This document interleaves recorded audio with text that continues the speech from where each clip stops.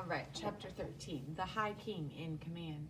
Now, said Peter as they finished their meal, Aslan and the girls, that's Queen Susan and Queen Lucy, are somewhere close. We don't know when he will act. In his time, no doubt, not ours. In the meantime, he would like us to do what we can on our own.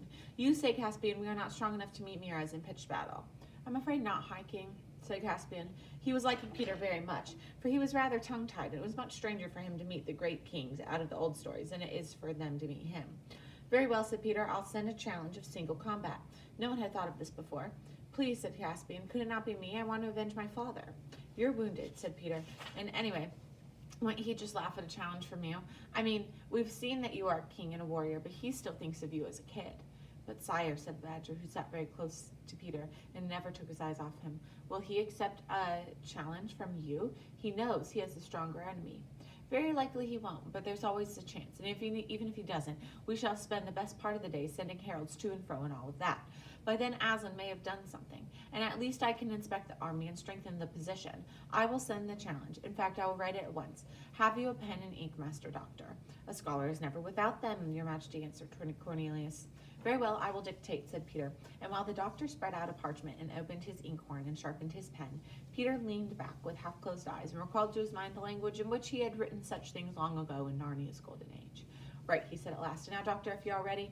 Dr. Cornelius dipped his pen and waited, and Peter dictated as follows. Peter, by the gift of Aslan, by election and prescription, and by conquest, High King over all the kings in Narnia, Emperor of the Lone Islands, Lord of Carparavel, Knight of the most noble order of the Lion, to Miraz, son of Caspian the Eighth, sometime Lord Protector of Narnia, and now styling himself King of Narnia, greeting. Do you got that? Narnia, common greeting, muttered the doctor. Yes, sire. Then begin a new paragraph.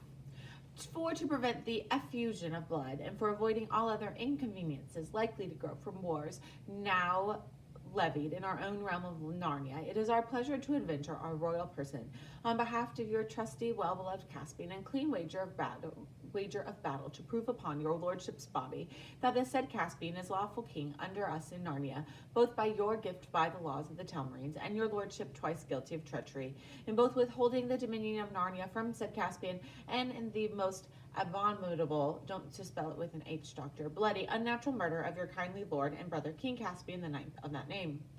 Wherefore we most heartily provoke, challenge, and defy your lordship to the said combat and monomachy, and have sent these letters by the hand of our well-beloved royal brother Edmund, sometime king under us in Narnia, Duke of Lantern Waste, Count of the Western March, Knight of the Noble Order of the Table, whom we have given full power of determining with your lordship all the conditions of said battle, given at our lodging in Aslan's Howe, this 12th day of the month of Green Roof, in the first year of Caspian the 10th of Narnia. That ought to do, Peter said, drawing a deep breath, and now I think we send 2 others with the King Edmund. I think the giant ought to be one. He's not very clever, said Caspian, you know. Of course not, but any giant looks impressive only if we can keep him quiet, and it will cheer him up. But for the other 2, upon my word, said Trumpkin, if you want someone who can kill with looks, Reepicheep would be best. He would, from all I hear, said Peter with a laugh. If only he wasn't so small. They still wouldn't see him till he's close. Send Glen Storm, sire, said the truffle hunter. No one ever laughed at a centaur. An hour later, 2 great lords in the army of Miraz, Lord Glozell and Lord Caspian, strolling along their lines, picking their teeth after breakfast, looked up and saw coming down from them wood a centaur and a giant Wimblewether, whom they had seen before in battle, and between them a figure they did not recognize. Nor, indeed, would the other boys at Edmund's school would have recognized him if they had seen him at that moment. For Aslan had breathed on him at their meetings a kind of greatness, and hung about them. What's to do, said Lord Glozell, an attack? A parley, rather, said Caspian. See, they carry green branches. They're coming to surrender. Who's that walking in between the centaur and the giant, who has no look of surrender in his face? Who can he be? That's not Caspian. No, indeed, this is a fellow warrior, I warrant you. Wherever the rebels have got him from, he is, in your lordship's private ear, a kinglier man than Miraz ever was. And what mail he wears! None of our smiths can make mail like that. I'll wager my dappled Pomley he brings a challenge, not a surrender. How then? We hold the enemy in our fist here. Miraz would never be so harebrained as to throw away his advantage on combat. He might be brought to it, said Glozell in a lower voice. Softly, step aside here, out of earshot of the sentries. Now, have I taken your lordship's meaning right? If the king undertook a wager of battle, whispered Glozell, why, he either would kill or be killed. So, said Caspian, nodding his head. If he killed, we will win this war. Certainly, and if not, why, if not, we should be able to win it without the king's grace as much as with him. For indeed, I not tell your lordship that Meares is no very great captain, and after all, we should both be victorious and kingless. And is your meaning, my lord, that you and I hold this land quite conveniently without a king as with one? Lozel's face grew ugly, not forgetting that it was us who put him on the throne, and in all the years he's enjoyed it, what fruits have come our way? What gratitude has he shown us? Say no more, answered Caspian, but look, here comes one to fetch us to the king's tent. When they reached Meares' tent, they saw Edmund, his two companions, seated outside, being entertained with cake, having already delivered the challenge, and withdrawn while the king was considerate. They saw them thus close quarters, the two Talmarine lords, and thought all three of them very alarming. Inside, they found Meares, unarmed, finishing his breakfast. His face was flushed, and there was a scowl on his brow.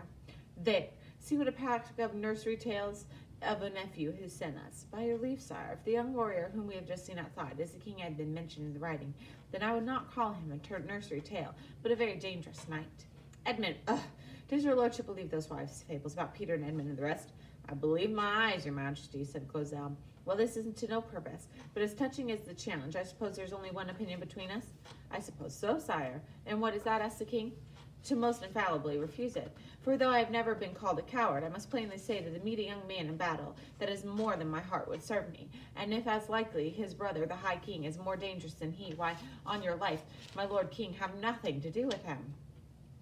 Are you kidding me? Cried Meares. It was not that sort of counsel I wanted. Do you think I'm asking if I should be afraid to meet this Peter? If there is such a man, do you think I fear him? I wanted your counsel on the policy of the matter, whether we, having the advantage, should hazard this wager on war. To which I can only answer, your majesty, that for all the reasons the challenge should be refused. There's death in the strange knight's face. There you go again, said Meares, now thoroughly angry. Are you trying to make it appear that I'm a coward? Your majesty may say your pleasure, said Clozel sulkily. You talk like an old woman, Clozel, said the king. Why, what do you say, Lord Caspian? Do not touch it, sire, and what your majesty says of the policy thing comes in very happily. It gives your majesty excellent grounds for refusal without any cause for questioning your majesty's honor or courage. Excuse me, guys. Great heaven, exclaimed Meares, jumping to his feet. Are you also crazy? Do you think I'm looking for grounds to refuse it? You might as well call me a coward to my face. This conversation was going exactly as the other two wished, so they said nothing. I see what it is. After staring at him, after staring at them as if his eyes would bulge out of his head, you are as lily-livered as hares yourselves, and have the effrontery to imagine my heart after the likeness of yours. Grounds for refusal, indeed. Excuses for not fighting. Are you soldiers? Are you Talmarines? Are you men? And if I do refuse, as all good reasons of captaincy and martial policy urge me to, you will think and teach others to think I was afraid. Is that not so? No man of your majesty's age would be called a coward by any wise soldier for refusing the combat of a great warrior in the flower of his youth. So I'm to be dotted on one foot in the grave as well. I was to tell you what it is, my lords, with your womanish counsels ever shying from the true point, which is of one policy. You've done the very opposite of your intent. I had meant to refuse it, but I will accept it. Do you hear? I accept it. I will not be shamed because of some witchcraft or treason that has frozen both of your bloods. We beseech your majesty, said Clozel, but Meares had flung out of the tent as they could hear him bawling out his acceptance to Edmund. The two lords looked at one another and chuckled quietly. I knew he would do it if he were properly chafed, said Clozel, but I'll not forget he called me a coward. It shall be paid for. There was a great stirring at Aslan's house when the news came back and was communicated to various creatures. Edmund, with one of Meares' captains, had already marked the place out for the combat, and ropes and stakes had been put around it. 2 Talmarines were to stand at 2 of the corners, one in the middle of one side, as marshals of the list. 3 marshals for the other corners of the other side were to be furnished by the High King. Peter was just explaining to Caspian that he could not be one, because his right to the throne is what they were fighting for, when suddenly a thick, sleepy voice said, Your Majesty, please. Peter turned and saw the eldest of the Bugly Bears. If you're please, Your Majesty, I'm a bear, I am. To be sure you are, and a good bear too, I don't doubt. Yes, but it was always the right of the bears to supply one of the marshal of the lists. Don't let him, whispered Trumpkin to Peter. He's a good creature, but he'll shame us all. He'll go to sleep, and he will suck his paws in front of the enemy, too. I can't help that, because he's quite right. The bears have that privilege. I can't imagine how it's been remembered all these years when so many other things have been forgotten. Please, your majesty, said the bear. It is your right, and you shall be one of the marshals, but you must remember not to suck your paws.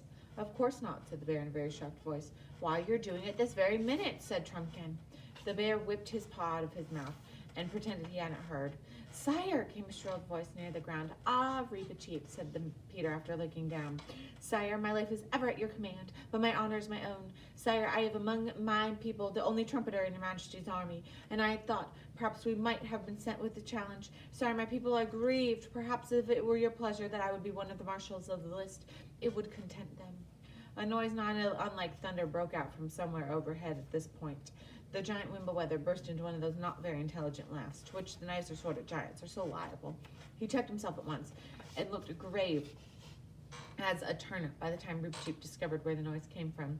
I'm afraid it would not do, said Peter very gravely. Some humans are afraid of mice. I have observed that, sire, said Reepicheep, and it would quite not be fair to Murad to have any sight of anything that might take away his courage.